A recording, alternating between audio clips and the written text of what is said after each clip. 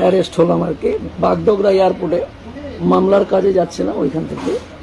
এখন বাগডোগরা থেকে বাগডোগরা থানায় যাব, থানা থেকে তারপরে হয়তো মালদা বা বিভিন্ন জায়গায় নিয়ে যাবে। মানে বেশ কিছু দিনের জন্য আপনাদের কাছ থেকে চলে গেলাম। ভোটার অধিকার বাঁচানোর জন্য কলকাতা হাইকোর্ট থেকে দিল্লি সুপ্রিম কোর্ট পর্যন্ত লড়াই করে ছুটছিল। অভিষেক বাবু বলেছিলেন একজনের নাম কাটা গেলে 1 লক্ষ লোক নিয়ে দিল্লির নির্বাচন কমিশনের অফিসকে ঘেরাও করব। কিন্তু ঘেরাও তো দূরের কথা, তার দলের 11 জন টিকিট পেয়েছে এমন, তারা কেউ আন্ডার অ্যাডজুডিকেশন, কেউ হয়তো ডিলিট হব এই জায়গায় নাকি দাঁড়িয়ে আছে। চিঠি দিয়ে তাদের নামগুলো তোলার কথা বলছে, শুনলাম 5 মিনিটের মধ্যে নাকি তাদের নাম উঠে গেল। কিন্তু অভিষেক বাবুর পিসিমণিকে যেই ভোটাররা ভোট দিয়ে মুখ্যমন্ত্রী করলো, তাদের কথা একবারের জন্য ভাবলো না। যখন সাপ্লিমেন্টারি লিস্ট পাবলিশড হয়েছিল, তারপরে পরেই তৃণমূল কংগ্রেস তার দলের কে প্রার্থী হবে সেই নিয়ে ব্যস্ত ছিল। কিন্তু ভাঙড়ের বিধায়ক যেমন কথা দিয়েছিল, কথা অনুযায়ী তখন কে প্রার্থী হবে সেটা বিবেচনা নয়, কোন জায়গায় লড়াই করতে হবে সেটা বিবেচনা নয়। ভোটার অধিকার বাঁচানোর জন্য কলকাতা হাইকোর্ট থেকে দিল্লি সুপ্রিম কোর্ট পর্যন্ত লড়াই করে ছুটছিল।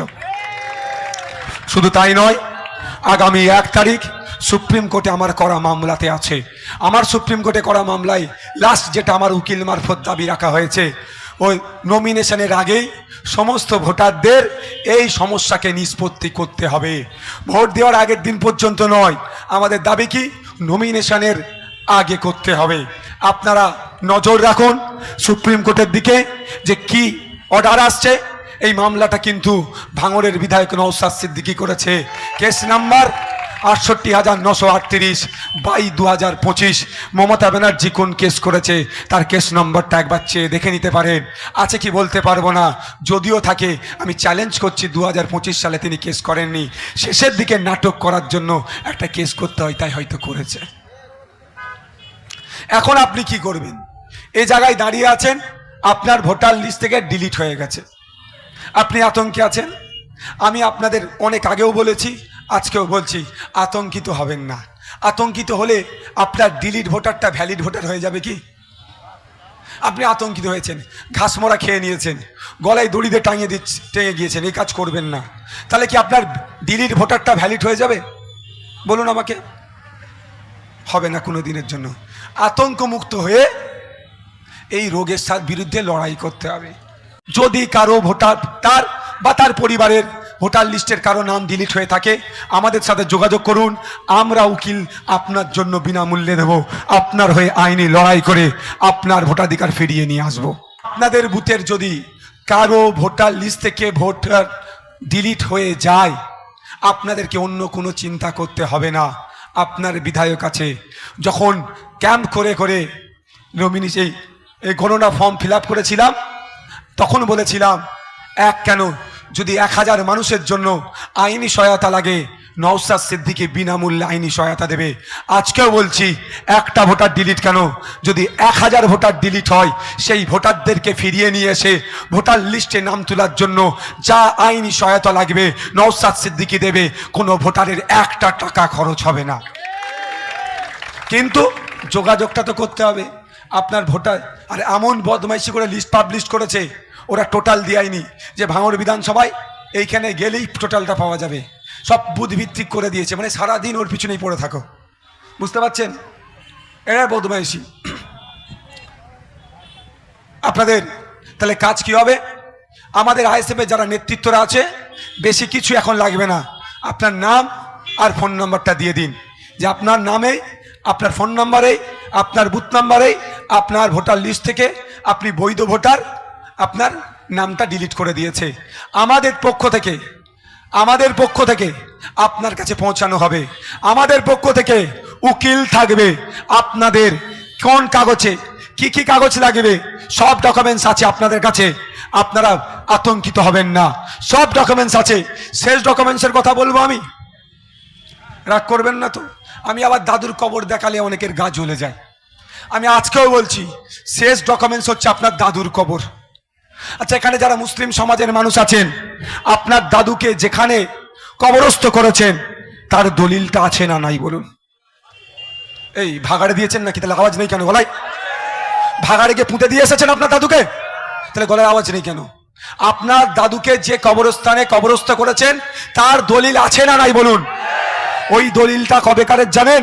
1930 সালের দলিল, 1925 সালের দলিল, 1900 সালের দলিল, 1855 সালের দলিল আছে ভাঙড়ের মানুষের কাছে। যে কবরে আপনার দাদু পদ্দাদু শুয়ে আছে, ওই কাগজ দলিলটা না থাকলে ওই নটোরিয়াস ক্রিমিনালটা হয়তো এতদিন বুল্ডোজার লাগিয়ে ওখানে প্রমোটিং করে নিত। কাগজ আছে বলে আপনার দাদুর কবরটা এখনো কিন্তু সুরক্ষিত আছে। তাহলে ওই কাগজটাই তো আপনার ভারতীয় প্রমাণ, বুঝতে পারছেন? আর্টিকেল 326 সংবিধানের 326 নম্বর ধারায় বলা হচ্ছে ভারতীয় নাগরিক 18 বছরের ঊর্ধ্বে হলেই সে ভোটদানের স্বাধীনতা পাবে। ঠিক আছে, একটু মাথায় ঢুকিয়ে নেন, রকেট সায়েন্স লাগবে না এর জন্য, ছোট্ট করে বুঝে নেন। আপনি ভারতীয়, 18 বছরের ঊর্ধ্বে আপনার বয়স, আপনি ভোট দিতে পারবেন। এই ভোট দেওয়ার জন্য নির্বাচন কমিশন তৈরি হয়েছে। আপনার নাম তুলবে, মারা গিয়েছে নাম বাদ দিয়ে দাও। ভাঙড় থেকে ক্যানিংয়ে চলে গিয়েছে, ভাঙড়ের নাম বাদ পড়বে, ক্যানিংয়ের নাম উঠবে। আর এই ইলেকশন হচ্ছে, এইগুলোকে কন্ডাক্ট করবে নির্বাচন কমিশন তৈরি হয়েছে এর জন্য। ঠিক আছে, আর্টিকেল 324কে সামনে রেখে নির্বাচন কমিশন তৈরি হয়েছে। এবার আমার নাম ডিলিট করে দিয়েছে, এটা বদমাইশি করে করেছে। এই ডিলিটটা বিজেপি তৃণমূল মিলে করেছে নির্বাচন কমিশনকে সামনে রেখে, একটু মাথায় ঢুকিয়ে নেবেন। এই ডিলিটটা বিজেপি তৃণমূল মিলে করেছে নির্বাচন কমিশনকে সামনে রেখে।